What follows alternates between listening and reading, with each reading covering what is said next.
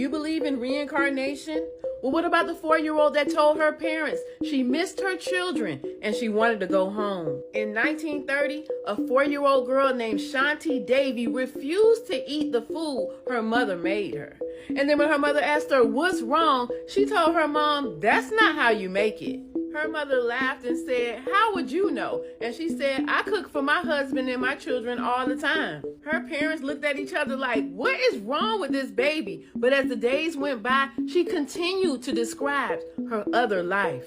She described a house in Mathura, a city that was 90 miles away, a small clothing shop that her husband owned, 3 children that were hers, neighbors' names, and the streets that she had never visited before. She kept asking her parents, "When can we go home? I miss my children."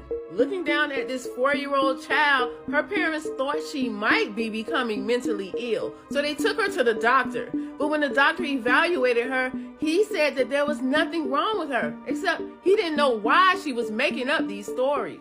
By the time she was 7, Shanti's stories became even more elaborate. She described the details of the interior of a home that she had never seen.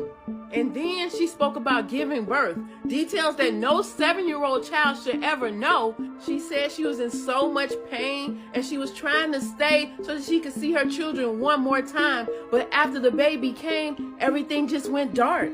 She died right after she gave birth. After hearing the details of her incredible stories, when Shanti was 10, her teacher came up with a bright idea. She decided to write to the man that Shanti was describing at that same address that she said, to ask him if the details of her stories were true. Did he really have a shop? And did he have a wife that died 10 years earlier? A few weeks later, the teacher received a reply in the mail, and she could not believe what she read. The man said that yes, his name was Pandit. He did own a small clothing shop, and yes, he had 3 children and a wife who had died 10 years earlier, the same year that Shanti was born. Shanti's parents were shocked. Could this really just be a coincidence?